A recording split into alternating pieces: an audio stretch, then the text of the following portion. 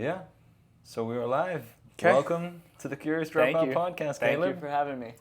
Awesome to have you on. Thank you. Happy to be here. I'm very interested to everything that you do because there's so many different things. Very out in the ballpark here, out in the ballpark here. Yeah. But the thing that seems for me that all of these different projects that you have in common, of course you like them, but also that they all somehow generate some form of income. That's the idea. So Sadly, not all of them, but but it seems like most of them. And most of them do. So I definitely want to hit that because that's so interesting at such a young age. Can you just share how old are you? I don't. 21. I'll be 22 in 6 days. 6 days. 6 days. So when I first met you, you were just 20. Yes, I turned because we met almost exactly a year ago. So Yeah. I turned 21 a few days after I met you. And you know what's really funny? What? I just realized before doing this podcast is you were the very first person I met coming to St. Pete. I would hope so, because if I wasn't, you would have been on the street. Yeah.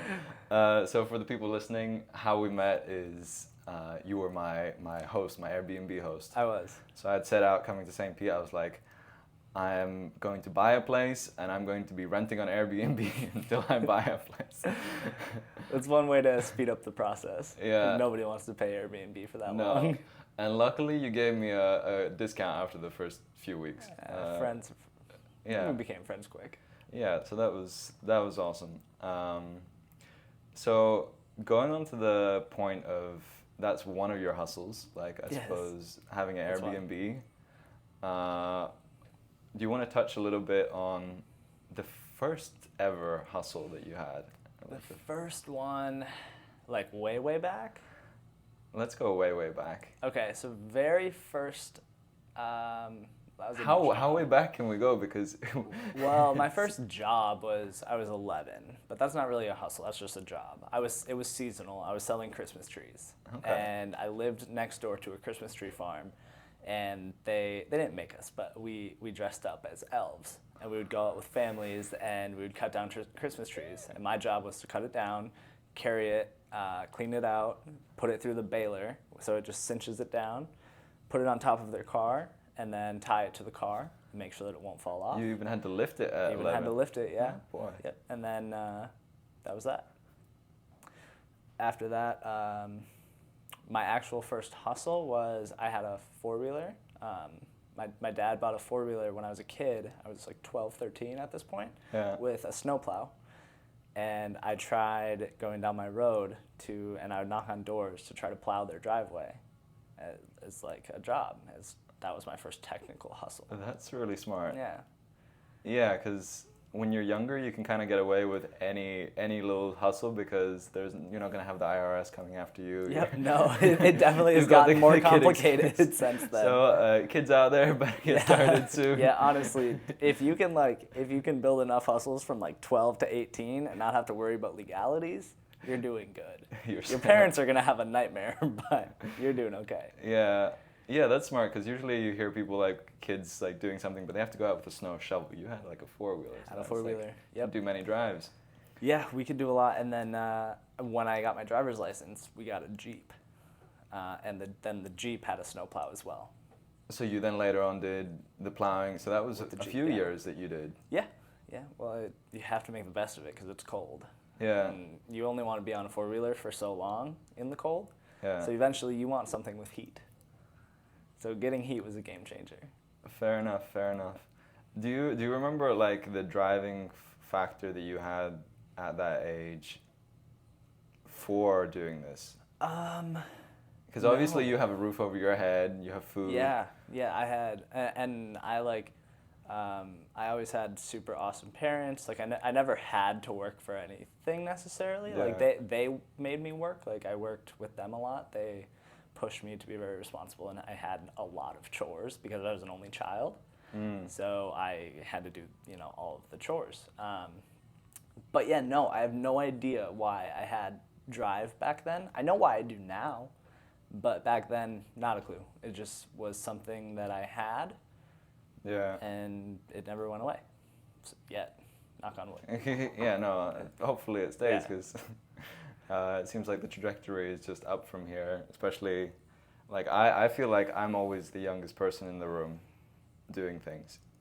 But speaking to someone who's like a whole like few years younger than me gets me even more motivated. Like, hey, what have I been sleeping around for? Like this younger guy's gotten all this like online businesses and this and that. Yeah. Why am I not keeping up? So. And the thought of that actually is intimidating to me because once I'm coming up on the time when I'll start having friends who are younger than me. Right now, every single one of my friends is older. My youngest friend is, I think, 25. So as soon as I have friends that are younger than me, and if I'm worried how I'll react. Like being completely transparent, I'm worried how I'll react if they're hustling harder than me or working harder than me, because I've never had to like feel that. That'll be a completely new feeling because I've always been the youngest person in the room. Yeah. Well, that would be even more motivating then, maybe. Hopefully. Maybe there will be a little bit of jealousy or anger come in, but I think it's the driving factor of like, hey, I don't want to be beaten by this kid who's younger than me. Yeah, who is this kid? He's like 6 months younger than me. But to be fair, on the online stage, there's like people doing all sorts of things. God. So it's like it would only be in my peer group. Like it would have to be somebody in St. Petersburg that would actually like affect me, because I know there's like kids making outrageous amounts of money. I mean, there's 17-year-olds making bags on TikTok, which more power to them. I think that's awesome. Yeah, for sure. It's motivating. If I was funnier, that could have been me.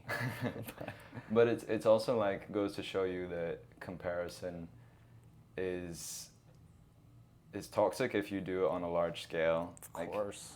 There's some healthy parts to it, but in the end, it's going to be you against you. Yeah, so exactly. You'll be comparing yourself towards like, what do I want to be doing, and what did I do last year, and what do I want to do better? Right. Yeah.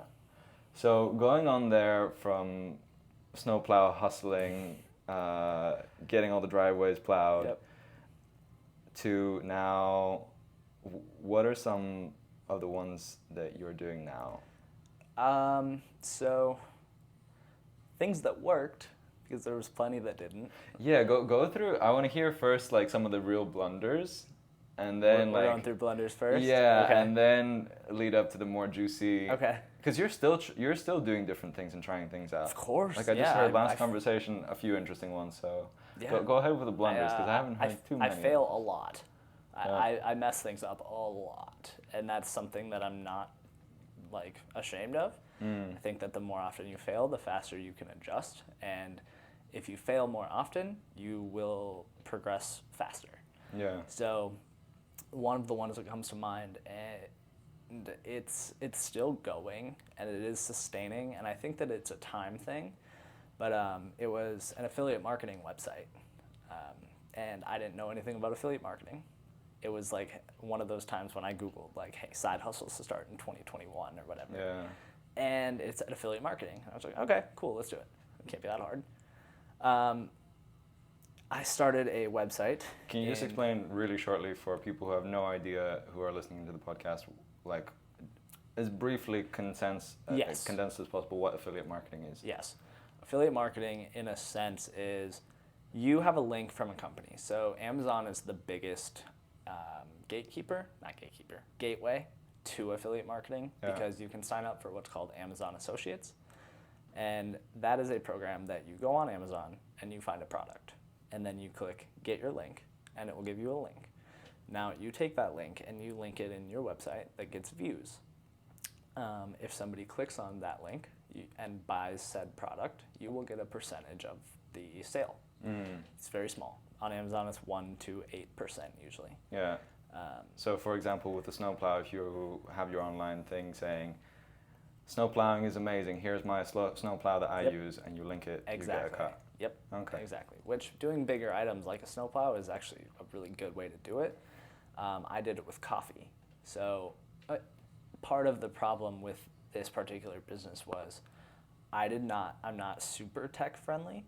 I don't know a lot about SEO. I do know more now, but when I was starting this, I didn't know anything about SEO, backlinks, keywords, meta descriptions, building a website that will get people to look at it. Yeah. I also didn't have any social media following, not that I do now, but I didn't have any way to drive traffic to this website. Yeah. I could pay for ads, but it's not profitable enough to make sense. So all I was doing was building a website and putting stuff on it. Nobody was seeing it. Now some people are seeing it. You know, we get right around maybe 5,000 views a month, which is not as much as it sounds like, because of that 5,000 views, maybe 150 of them click anything, whether that's a page or anything. So that is doing better. I haven't given up on it yet because I have it pretty much self-sufficient to where it's running itself. Yeah. So I'm just giving it time to grow, because that's something that I learned is for these blogs to really get a lot of traction, they need time.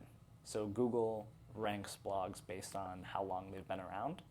So that was something that I didn't realize, was this was like a 5-year thing before you're really going to get traction. Yeah. So I'm hoping for the best in. So you're playing more the 5 years. long game on that one. Yeah. But that still seems like a blunder that is continuously small blunders you're making for learning experiences to grow it. Of course. Like last conversation we had around the coffee online store was that you're realizing that it takes a long time and that you don't want to spend all your time doing that, so you have someone doing it full time for you, or like doing everything regarding that website. Yep. So I learned a lot with that website. One thing was to lengthen my time horizons. Yeah. The second was hiring, finding somebody reliable and working with them to hand things off. So now I have a level of comfortability with a guy that I've been working with for over a year now, and he does everything now. So I pay him. He's overseas. He writes X amount of articles a month. He updates old articles. He updates the website, makes sure everything's running right, and he does it all. Yeah. Do you have any learning experiences from how it was hiring a person like that for online? Yeah, so Fiverr and Upwork are very common services now. It's very easy to find help. Most of them are overseas, so prices stay relatively low. The problem is virtually anybody can sign up for those services. So finding quality work is pretty tough. Yeah. Even sifting through reviews is kind of a horse apiece.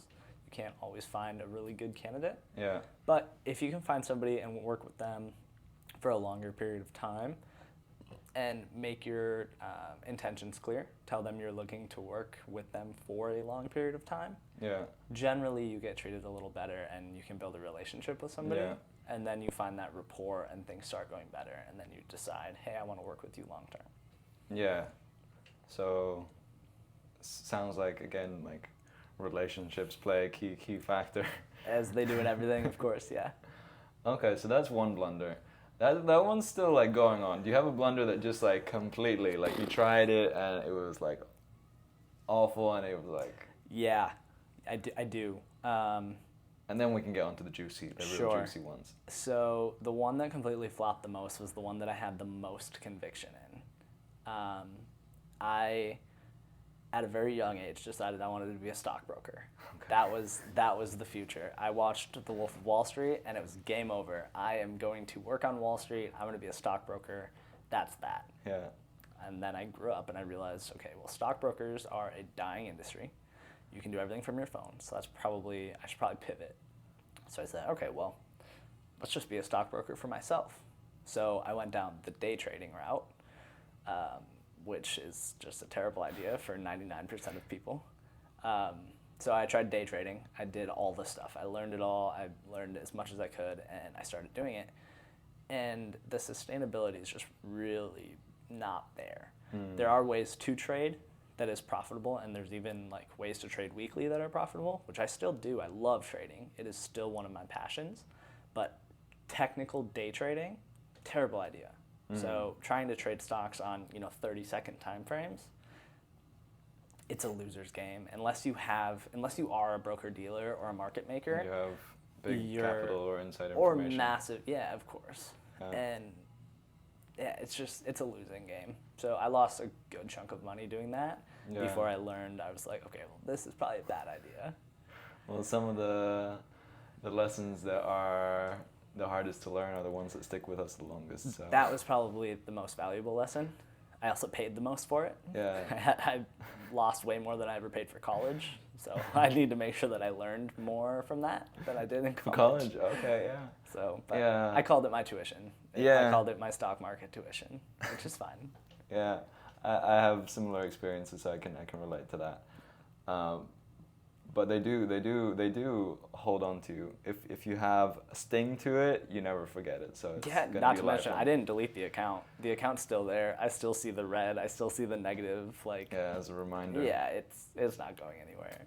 Yeah. Okay. So that's definitely a big flop, losing your like more than your college tuition. Yeah, that was a flop. So that makes probably everyone at home feel a lot better that like your failures are just like you fail, you move on, you try something It will new. always happen. Yeah. Failures are not going anywhere. You should look at them as a positive. Yeah. Because same as bad news. I have a philosophy on bad news. Okay, That let's hear. any bad news, it exists either way. So the faster you find it out, it's better news. So good news is bad news found out quickly. Good news. An example. Yeah. You have an illness. You go to the doctor and you find out that you have this illness. You have the illness either way. Finding it out is better than not finding it out. For sure. So your bad news is your good news. Yeah. If you can flip your perspective of that, things will Yeah, be and the more insight you have into the reality that you're working in, the better choices you can make with that information. So the more mistakes and more learning lessons you have, the better equipped you are for the next choice you make or decision you have to get through. So those are some blunders.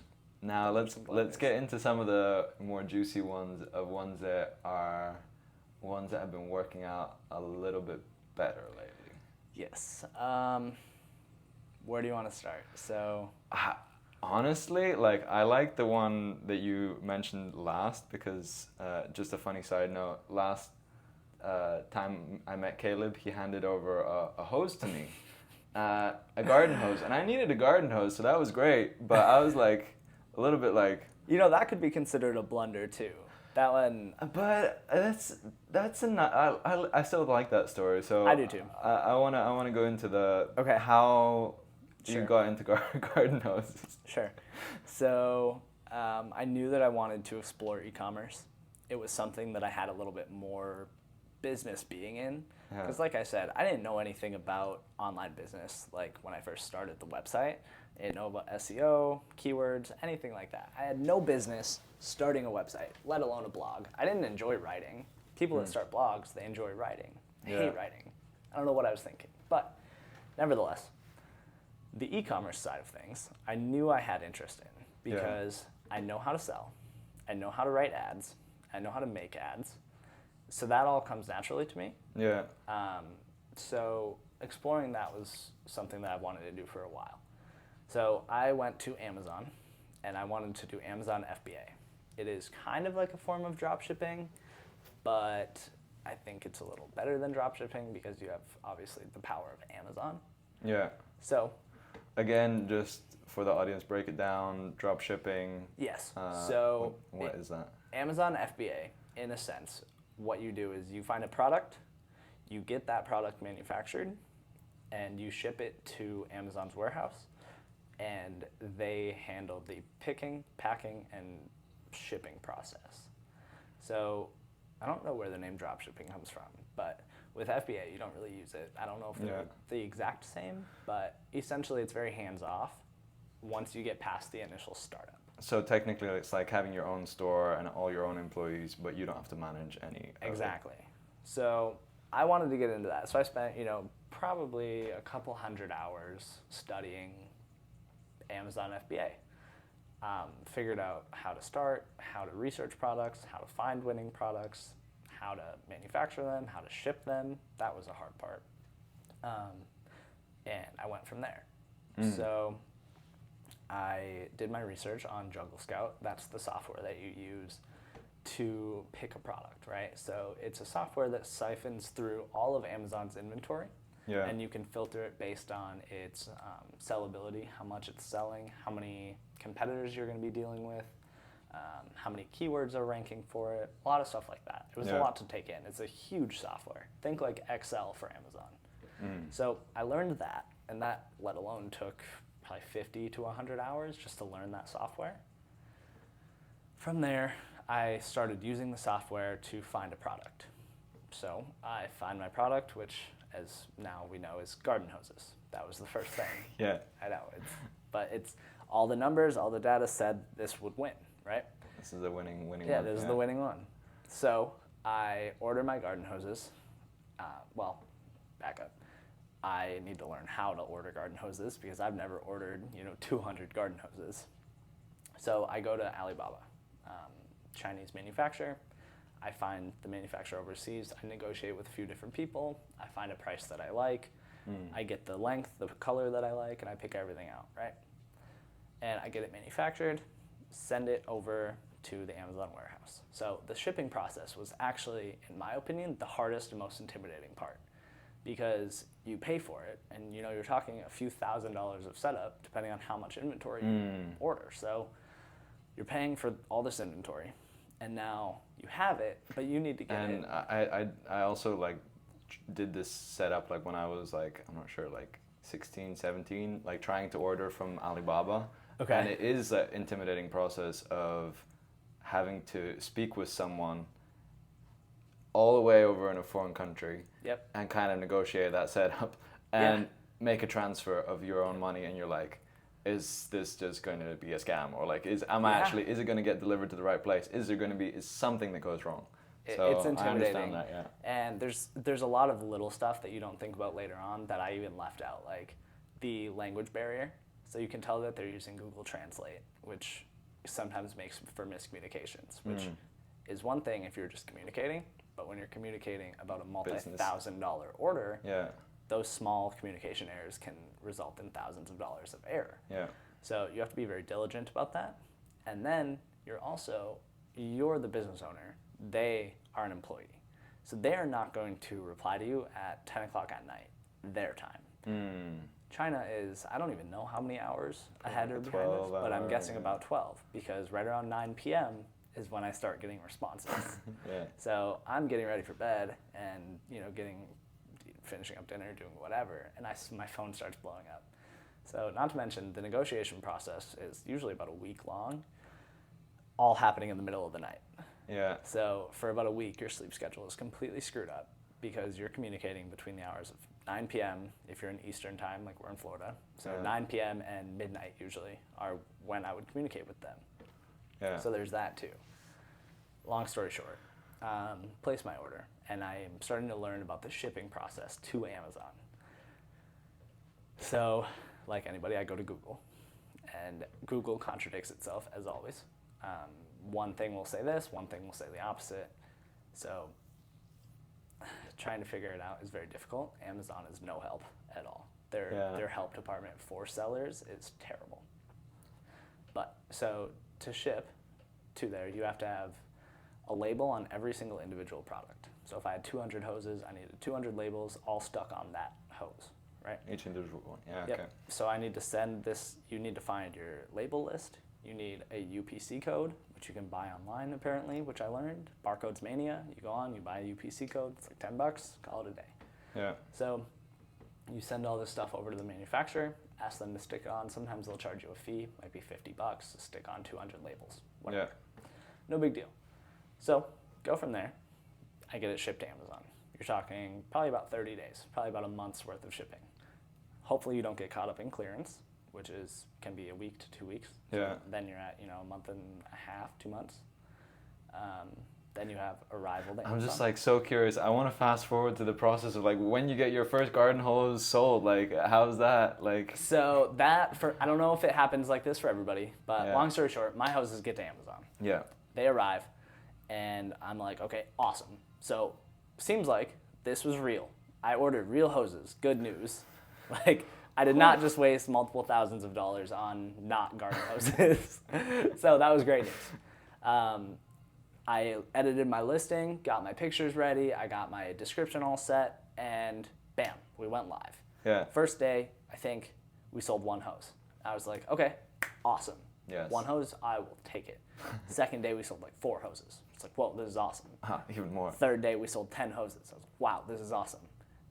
Fourth day, 15 hoses. Fifth day, shit, we're gonna run out of hoses fast. Yeah. So I like get on there and I'm like, hey, I need hoses ASAP. Like, Give me I some need hoses. so many more hoses because I did not order enough. They say you're supposed to order a month's worth of inventory on your first order. How do I know what a month's worth of inventory Yeah. is? You don't know exactly how I many have people are no going to idea. want your hose. Of course not. Yeah. 200 was not enough. And can we get into the details so people understand the scalability of this? How much you shortly went over this with me last time we talked, but just to get it for the audience, how much per hose? How much are you making per hose, basically? Sure. I guess I'm not selling this anymore, so it doesn't matter. Yeah. I was landed cost, which is cost of the hose, shipping, and then delivery to Amazon. I was in around $12. Yeah. I was selling for $49.99, and then Amazon's going to take about a third of that. My model is thirds, right? So a third for your product and shipping, a third for Amazon fees, and then a third for profit. Yeah. I was pocketing somewhere after advertising and stuff, somewhere in the range of $20 a hose. Not crazy, not great. I was at about a 35% margin, give or take. Yeah. I would run deals like the clip coupons on Amazon, like clip this coupon, save $2 or whatever. Yeah. That helps a lot. So yeah, that was that process. So to get that into perspective, like I like doing the numbers of like, okay, how much is my time going to be worth doing this? And basically it's a lot of initial time into learning about everything. Mm-hmm. And that's the initial effort. But once you got started, it's like the process is a lot just making the order and having the orders continue to go through and have the marketing.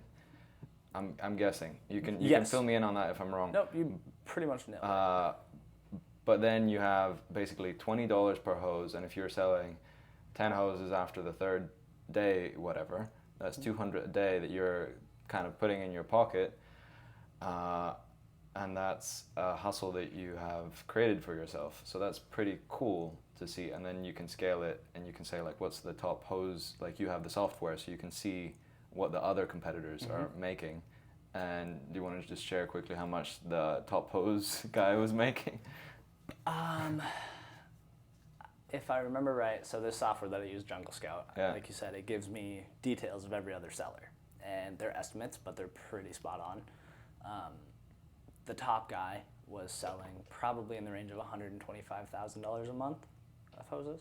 Yeah. And that was an established brand. So I don't know if you want to get into how I stopped selling hoses.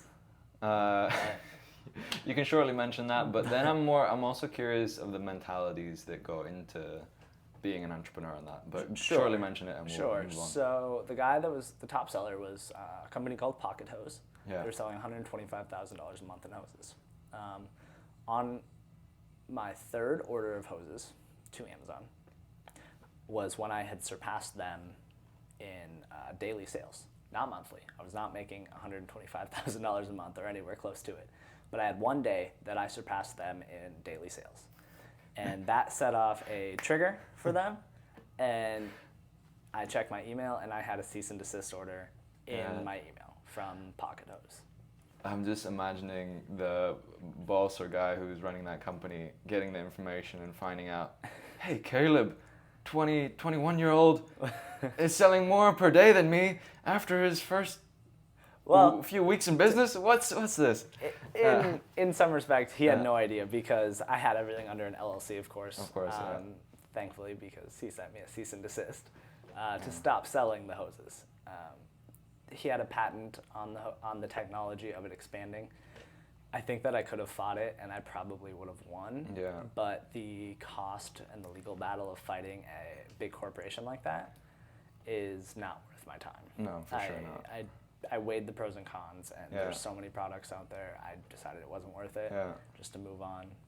So that's how I ended up stopping selling garden hoses. For sure. I'm very interested to hear. I like hearing people's different like principles they have for their life or operating in business, and not just like the short tips of like do this marketing and you will get this result. Like, so I'm interested to see if you have any kind of insights or principles that you work that you live by, a kind of Sure. for business and for these sorts of things? That's tough. I should have more, Yeah. and I think part of it is because I am young. I'm still learning them. I'm still figuring out what works. I'm in such a trial and error period of life, which I feel like a lot of us are, until Yeah. we hit that 30 or 40 range. Maybe I'll never get out of it, which is fine. Yeah. But everything I do is trial and error. Like, that's why I say I love to fail a lot. The more you fail, the more you learn. There's no hard principles. Even that sounds like you're saying, I can't answer the question, like I don't have enough, I'm still trying and failing, but even that itself sounds like a principle, like you just want to continue trying and failing. There's two that come to mind, and the biggest one, and this was a lesson that I learned last year, and it was to lengthen my time horizons. Between the ages of 17 and 20, I had really short time horizons. Like, I was 20 years old, fresh out of college, just starting any kind of business and starting to, the wheels were starting to turn. Yeah. I was freshly 20, and I was like, I was writing a goal board, right? I was writing like down my goals for the next year, like goals before I'm 21. On there, I had like hardly any money. I was hardly doing anything. And I wrote on my goals, buy an Audi R8. I was like, I want to buy this $80,000 car within the next 12 months. Where am I going to make 80 grand in 12 months? It's not realistic. And I didn't know that at the time. Now I acknowledge time horizons need to be longer. Yeah. So now every single thing I start or I do, if I can't see myself doing it for 5 years, I won't start it. Yeah. That's how I weed out any new idea. Because that's another problem that I have is I get so many new ideas that I want to start everything, and then pretty soon I have 4, sticks in the fire, all burning out. But yeah, you can't control any of them. You can't.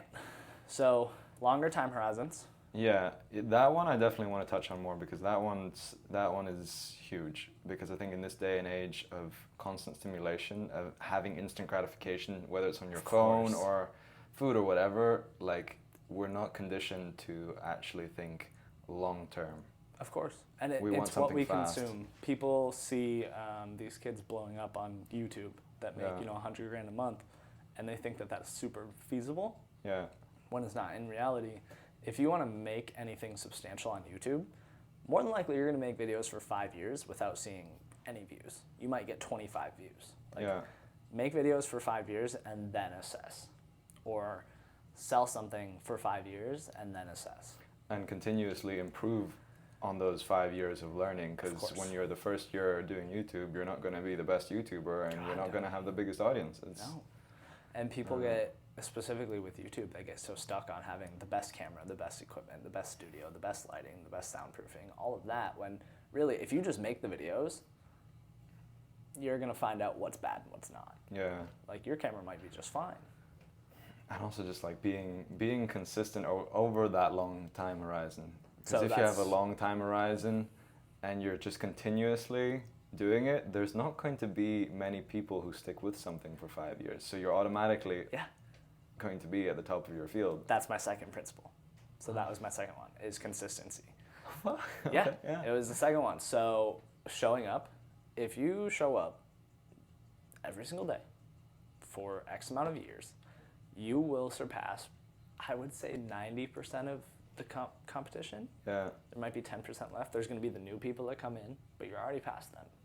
So just by showing up, you are going to put yourself leaps and bounds ahead of everybody else. Yeah. It comes down to what we just said before we clicked record on this podcast. If you make 21 podcasts and release 21 podcasts, you are in the top 1% of podcasters. Yeah. Just by showing up. You could have the worst podcast on the planet, but if you make 21 of them, top 1%. So guys, just a few more weeks, we're going to be in the top 1% of podcasters. 1% club. Yes. Yeah. That's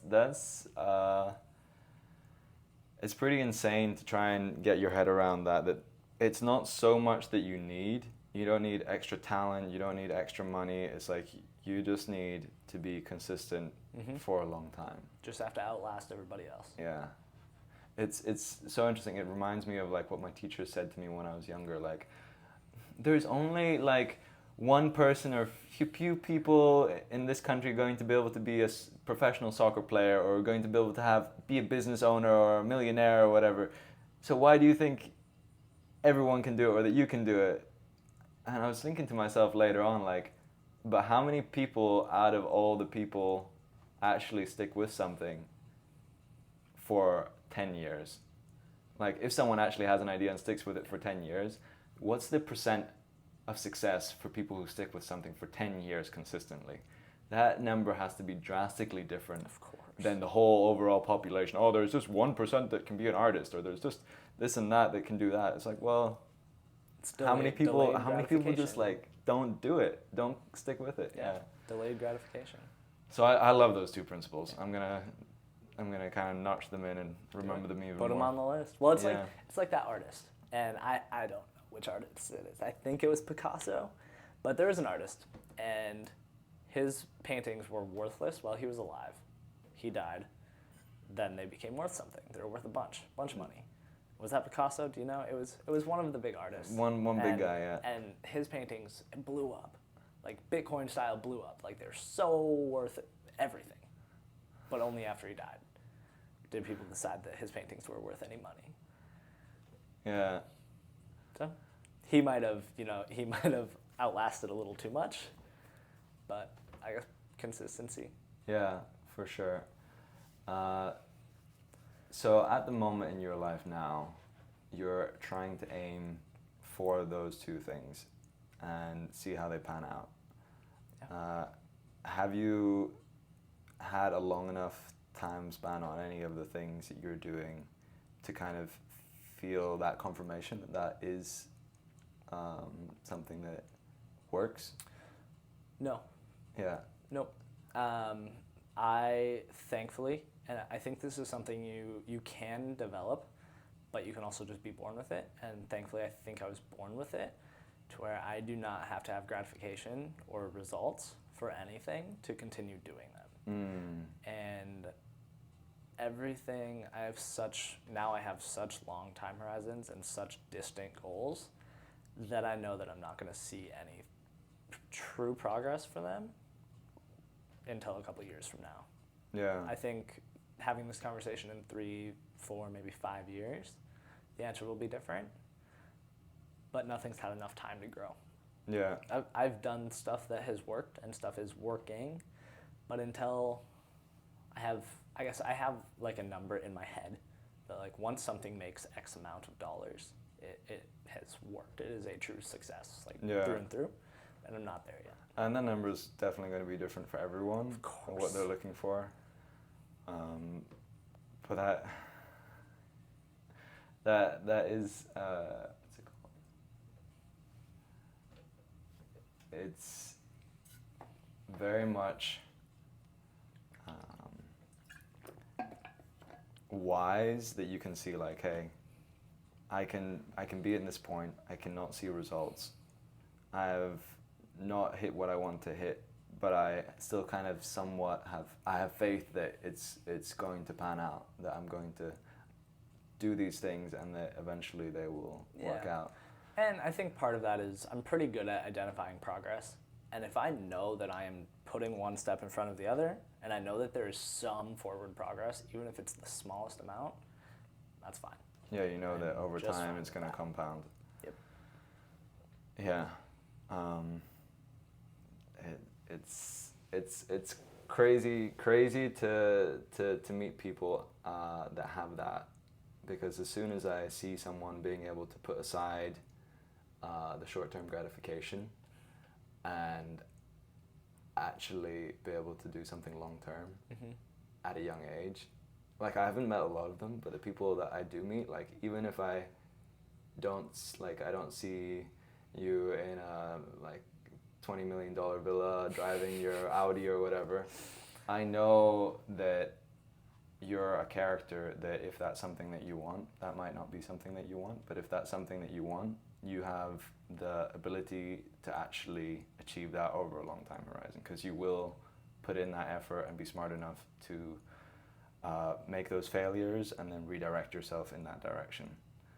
And I think just in the first weeks of me interacting with you, I kind of had that. I was like, wait, this 20-year-old is able to have this sort of conversation around negotiating an Airbnb thing and realizing that, hey, me getting a lower day price on the Airbnb, but having a good relationship with this person and being able to build that, again, long-term thinking, and being able to be like, okay, even for the short or middle term, it's like, well, I'll have the place booked and I don't need to worry about having rebooked, but it's like the relationship as well is valued as well. Exactly. Yeah. The stars definitely aligned. Yeah. For me, they definitely did. I think that a lot of certain things worked out perfectly in my life that set me up to have the mindset that I do. I don't know what they were. I can't identify them, but something along the way fell into place that worked out really well. Yeah. I'm forever grateful for that. So there is some things that fall in place, and they aren't genetics or whatever. They just happen to be your circumstances of life that guide you to where you are.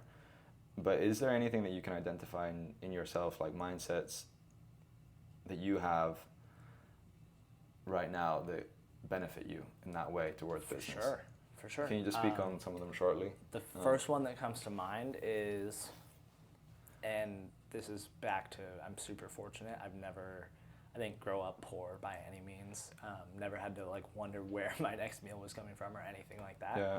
And I think because of that, I have this notion with money that I am not afraid to lose it. I will put all my eggs into one basket if I have conviction in it and if I believe in something 100%.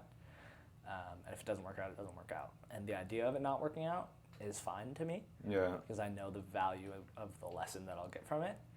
And I think that's something that not a lot of people have.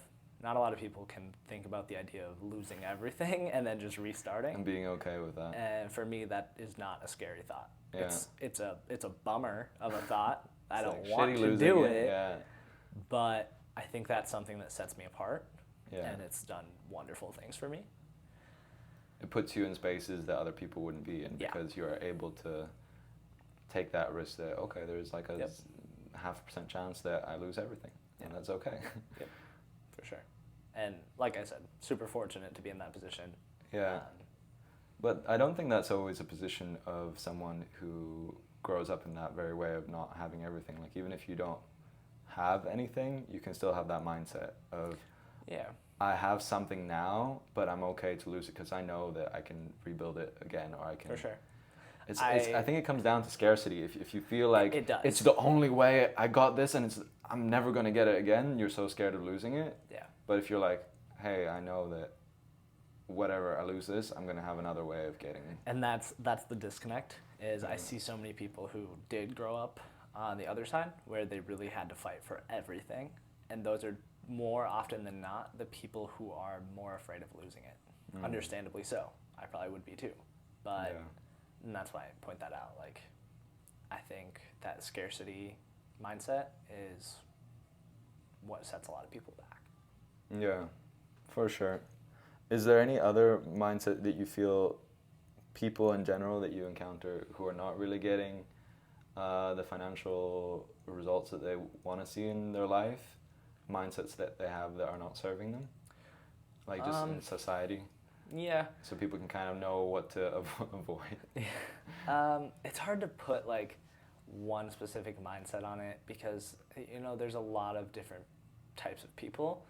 You know, there's the doomsayers, I guess I call them, like the people who are completely against investing in any way, shape, or form because they think that it's gambling. It's gambling, or the government's going to take your money, or A, B, and C reason why not to invest their money. Okay. That's one of the biggest ones I see because I am in the investing space. So I talk to people about managing their money or investing their money, and they say, well, why would I do that? Yeah. You know, I'm going to retire in 30 years. I feel like even if we've spoken for a while now, I feel like we've just like touched upon so few of the things you actually do. Like, I just want to like, you want to pivot? You want to go to a new one? No. I like this, but I just like know that we're not going to get everything. So I just like kind of feel like it's hard because all the things that you're saying kind of have backing from all the other things that you're doing, like giving more like business financial advice. Like you're just this last weekend kind of being able to be a financial advisor, you're getting that kind of like certification. Yep. And like having been able to do real estate things and now potentially having like a $14 million sell potentially the shopping occur. center. Yeah. So all these things are like things that when you have that kind of on your plate and you're in those situations, I feel like that gives you some sense of ability to speak on business things because you're in scary situations, you're in big risk environments. Yep. We should definitely touch on that so that there's some I have some backing to say what I'm going to say. Yeah. Real estate is fairly new. I have been in real estate consistently now for a year, let's call it. Well, we can still touch on the things before, like. For sure. Yeah. But real estate and finance always played hand in hand for me. They were always a double-edged sword that I wanted to wield. And real estate was first because I knew that I was going to be buying a place soon. So I wanted to learn everything I could. Yeah. I wanted to be able to handle my own deal, and I wanted to be able to help friends do the same. So I think that our generation is going to do really well on the investing side of things. I don't think that they're going to be a very scared generation. I want to be in the position to help as many of them as I can because there are so many realtors that get a bad rap. There's so many good, amazing realtors out here that, especially that I work with, we have an amazing office and an amazing team here, but so many of them out there get a bad rap. And then same with financial advisors. Financial advisors historically have been on a fee basis. So they charge, let's say 1% to 2% of their assets under management. Yeah. That's how much money they manage. That's a lot. And compounded over, 30 years for somebody, that's a whole lot. Yeah, if you're speaking in the millions, yeah. Yeah. Even just somebody with a retirement, like a small, let's say a nurse retirement at $500,000 when they're 60. 1% of that in a management fee over 30 years, it could be, $800,000 or $900,000 instead. It's a lot. Yeah. It makes a huge difference, and the reason I want to get into the space is to change that. I don't want to do a percentage fee. I want to change the whole space, and I'm still learning a lot, so I'm not going to do it this year or even next year. But once I am on my feet and I can do it myself, I want to change how the whole space is operating. Yeah. But yeah, we can go back to. And that's again looking at the things you can achieve if you have a time horizon, long time horizon of like 5 to 10 years, because that's not anything that anyone would ever think of doing if they're just thinking, can I do this next month? Or like 7 days, get your $1 million. Like. Yeah. No, finance comes really easy to me. That has always been my most passionate thing. So I'm really excited to finally be stepping into it, because I finally feel smart enough and confident enough in myself to dive into the whole space. Yeah. So like now I'm diving into every single series exam. I'm studying for the SIE, the Series 7, the 66, the 65, the 63, all of them. So I want to have the best grasp of the space as I can, and then I want to dive in head first. Yeah. Because now that, we talked about all my other things and I have them handed off pretty, self-sufficiently, they don't take me as much time to manage, I can really do what I'm passionate about. Yeah, and it seems because you're so passionate about all of these things business related, real estate, investing, crypto, all of these things, it seems like those spaces kind of affect each other. So knowing all of them gives you the ability then to go deeper into the one. It does, for sure. It taught me a lot, and it made me a way more well-rounded individual. So the example that always comes to my head is like if I meet somebody when they're 25 and they're out of college working for Microsoft making $150,000 a year, I can craft a retirement plan for that person in such a unique way because I do have my hand in real estate. I have my hand in the stock market, in the bond market, in treasuries, and even online business. So acquisitions are something that I'm starting to learn more about. Of companies as well? Yeah. Yep. So I can look at somebody and I can look at their age, their income, their situation, what they want to do over the next, X amount of years, and I can craft such a specific plan to them rather than the typical just if like you would go to an advisor in the 90s, they're going to tell you a 60-40 bond stock split portfolio, 60% in stocks, 40% in bonds, and then switch it when you click closer to retirement. Yeah. Right. And it's not taking into account like, okay, how much risk is this person? No, there's no individualism. Yeah. So they have these high fees, and they put this person in no risk things when they're 25. Take some risk. Yeah. Like you can afford to take risk. You have all the time in the world. Yeah. Even I mean.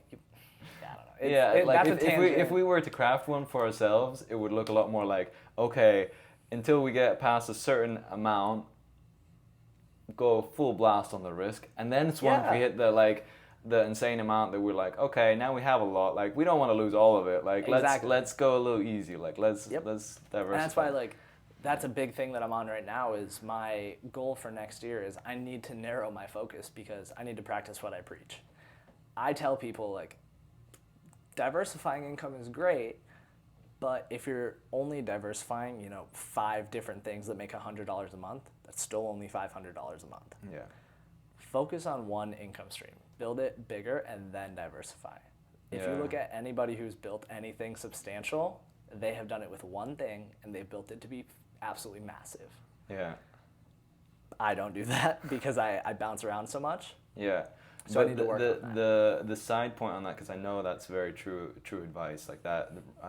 Have a lot of people that I respect who have been preaching that. I also know that when you're young, being able to put your foot into a lot of different puddles just for the learning experience, not for the financial aspect of that's going to generate the most money, but that might generate the most learning experience. Of course. And you can't put a value on that. Yeah. Which is hard because I did learn a lot from my experiences. Yeah. But if I could go back, I guess I don't know. I've never thought about it. If I could go back, if I would do them the same way. We don't want to go back in time. No, I don't want to. But I would probably do them the same way, I guess. Yeah. But you always think about the what if, right? Like what if I... And what if I did this trade and that trade? Yeah. True. Yeah. But I feel like that gives us some excuse as well, being able to say that, hey, we're able to do so many different things, and it does pay off just for the learning experience of it. Yeah, of course. I'm kind of got a time pressure on the thing that I'm having afterwards. Is there any wrapping up things that you would like to mention that exciting? Not really. I'm really excited to start on the finance thing. So that's kind of what I'll be promoting more recently. You'll be putting more of your eggs and time and energy into I will, yeah. In 2024, it'll be real estate, financial management, and probably e-commerce. Those are going to be the things. Alyssa has been talking about diving headfirst into photography business. Alyssa is your girlfriend? Alyssa's my girlfriend. All the ladies out there, he's taking one. I am. Sorry. Should have prefaced earlier, I guess. She does videography and photography, and she has been toying with the idea of diving headfirst and turning that into a business more so than a hobby. Yeah. Which I think would be amazing for her. But I also know that she's going to want my help. We've talked about it. Yeah. And taking on another thing is not exactly what I wanted to be doing next year. Yeah. But if she asks me, of course I will.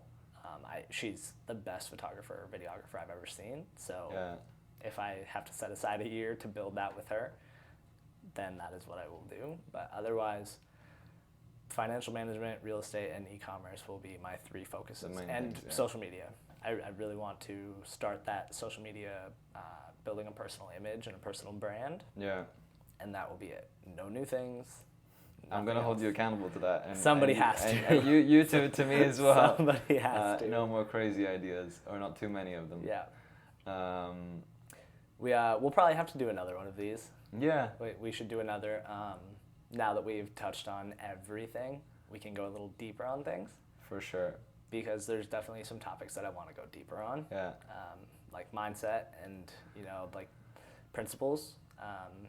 Things that I try to live by. That's where it really gets deep and interesting. I would love to talk about that more with you. like it's fun talking about the details of the different businesses, but the overall overarching principles is what I feel gives me the most meaning in the things I do, and the things that also give me the most growth. Anyway, Caleb, thank you so much for coming on the podcast. Thanks for having me. We'll give a little shout out to the people in St. Pete. This handsome guy is still a realtor, and he is Always will be. Yeah, still helping people with properties. So anybody in St. Petersburg, surrounding areas, looking to buy a house, have your money managed, advice, anything, reach out. My socials will all be linked. Kalib Koons anywhere. So happy to help anybody. Awesome.